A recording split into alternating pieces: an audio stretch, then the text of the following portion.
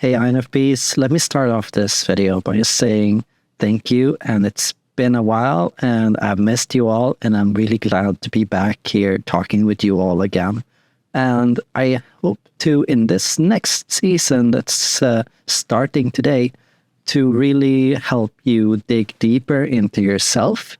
So the goal of this season is really introspection and self-awareness, but also applied self-awareness. So not just realizing things about yourself, but also realizing things about who you want to be and how you want to live your life. And in today's video, we're asking ourselves the question, why do some INFPs escape from society? For what reason would INFPs choose to leave society behind to pursue the cottagecore dream of a cabin in the woods?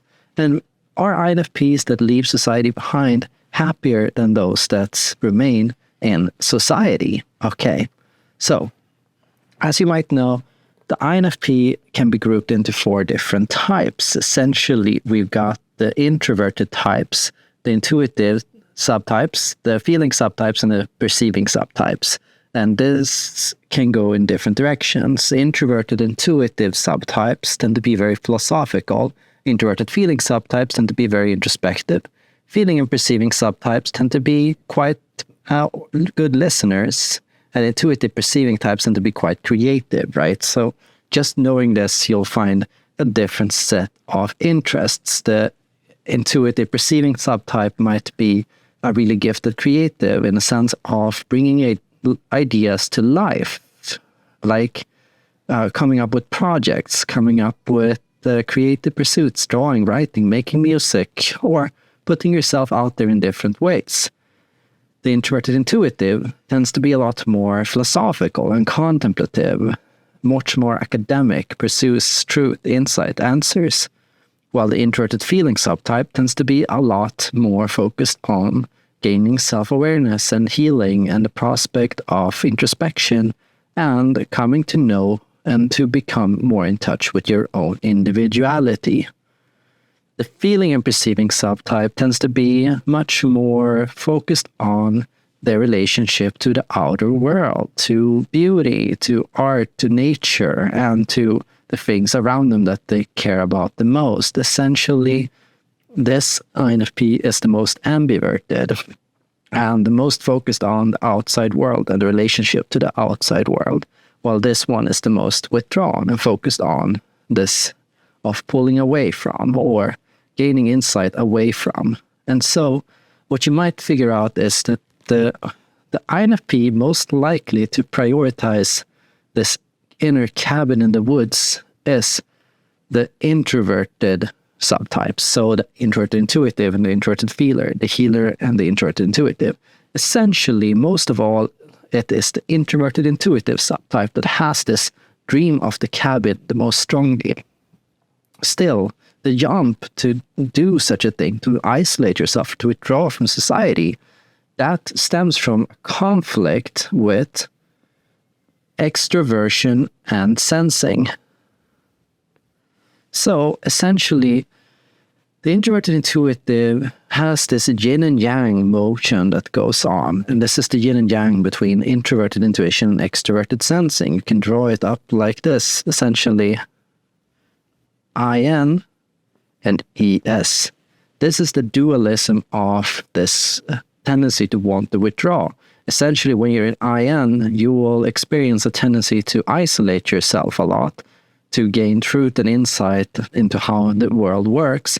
And in extroverted sensing, you'll experience the reverse polarity of having to deal with, the pressures and the loudness and the brightness and the vividness of real life. Essentially, the matter is to which extent can you cope with real world, with the, ongoings and events and happenings of living in society and dealing with, people that want to call you, people that want to talk to you, people that expect you to show up at work every day, people that expect this and this and this, right? So with the sensing comes also the expectations, the norms, the conventions of everyday society, because we have things that we have decided together that we're supposed to do that you might find to be problematic. You might find that you don't want to be a part of it. Why should I force myself to go to work? Why should I do the 9 to 5? Why should I, go to parties and events? And why should I do this and this? Just because everyone else is doing it, why should I do it?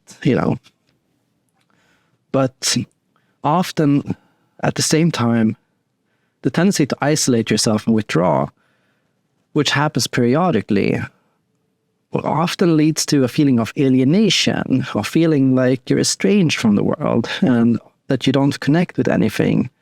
And so there is still this pull, this, feeling like I should care about these things. I should be able to do this. I should be able to handle this, but I don't, right? So there's this tension of wanting to and not being able to, right? And here, what you have to do as an INFP is confront your own relationship to society. Essentially, what you're trying to learn to do is balance your introversion and intuition with your feeling and perceiving. What you need here is to find your own way of adapting to normal everyday life, including all the things that come with normal everyday life, the conventions, the traditions, and the things that happen in society. The truth is, you don't have to fit in with the other people. You don't have to appear to be a certain way. You don't have to be interesting or funny or what everyone else wants you to be. You can do it your own way, to find your own way to do things. What you have to ask yourself is, when I participate in real life, when I go to my job, when I do this and this, how do I want that to be for me? How do I feel about that? What is my feeling? What is my feelings? What are my emotions telling me? What's my body telling me about what's happening around me? And how do I want to respond to that? Feeling and perceiving is about how you respond to the things that happen around you. And if you don't confront this, if you don't think about how you want to respond to things and what you want to do in response to the real world and what happens around you, well, what's going to happen is you're going to unconsciously going to the TJ of just going along with the rules and just assuming this is how things have to be. And this is going to be unconscious. You're not even going to realize how much you conform, how much you adapt, how much you just go along with things that are not good for you, and how quickly that's going to drain your batteries. What you really want to do is find out how to keep your battery at 100%, or as close to 100% as possible. You want to fill up and recharge this and keep it at its peak as much as possible. And you'll find that if you are yourself in how you deal with life, if you go in with a flow state, in zen, in balance, in trust to who you are, connected to yourself and what you want, you'll find that things that happen around you don't drain you as much as they used to. When you are yourself, things around you adapt to you, and you don't have to adapt to things. You can be and focus on who you are and what you want to do. Thank you so much for watching. And if you want to learn more about flow, I have on my Patreon page, patreon.com/Erik Thor, a special series, members only, weekly, with insights into the flow state, into excitement, into pleasure, into happiness, into being your best version of yourself. So check it out now and stay tuned for my next video.